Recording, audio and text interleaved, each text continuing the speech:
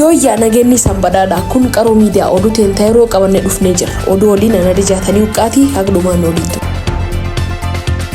Ixaan biyya alaatti ergameen galiin $1 biliyoon tokko argame. Bara bajet xumuran kanaan oomishi ixaanaa irraa $1 miliyoon 1,600 ol argachuu korporeeshiniin hoggansa hojiiwwan qonnaa beeksise. Daayirektariin kominikeeshinii fi itti gaafatamaa damee hawaasa korporeeshinichaa akka jedhanitti ixaanii kuuntaal 2,505 gabaa biyya alaaf dhiyaate.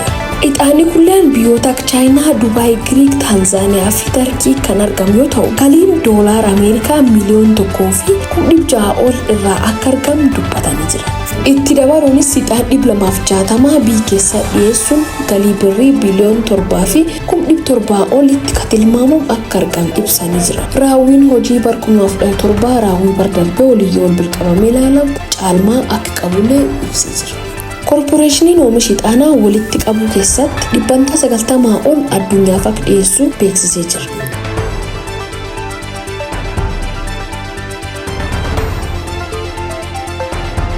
Daandii qilleensa Itoophiyaa fi Baankii Misooma Afrikaa waliigaltee faayinaansii mallatteesse. Daandii qilleensa Itoophiyaa fi Baankii Misooma Afrikaa naannoo magaalaa Bishooftuutti ijaarsa piroojeektii buufata xiyyaaraa Buseeraa hojiirra oolchuuf waliigaltee bakka bu'iinsa sosochii faayinaansii Maandeelar mallatteesse. Sirni waliigaltichaa walitti qabaan boordii daandii qilleensa Lieutenant Jeneraal Yilmaa Mardaas, Ministeerri Maallaqaa Ahmed Sheed, Pireezidaantiin Baankii Misooma Afrikaa.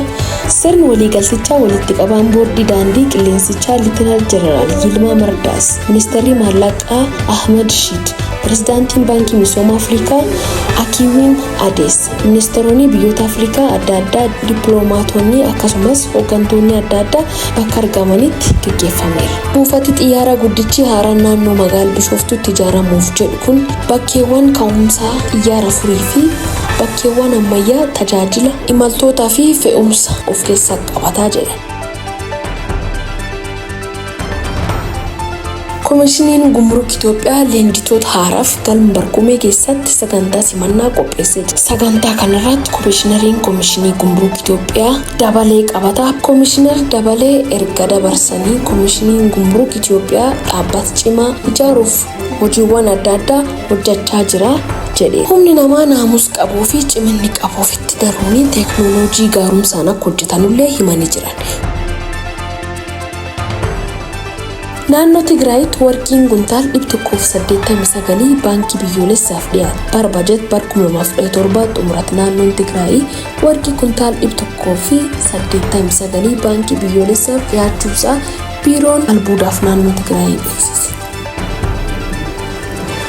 Itti gaafatamaan itti aanaan biiroo albuud naannichaa obbo Tasfaalem Hadiguu bara bajet xumuratti warqiin baankii biyyoolessaaf dhiyaate kanarraa galiin birrii biliyoon 250 ol akka argamu ibsanii jiran. Namoota mala addaatiin hojii albuudaa adda addaa buusan irratti 50 ta'aniifillee hojii akka ibsanii jiran. Obbo Tasfaalemiin hojii albuuda adda baasuu maallaqaaf maashinii hedduu akka barbaadullee dubbataniiran.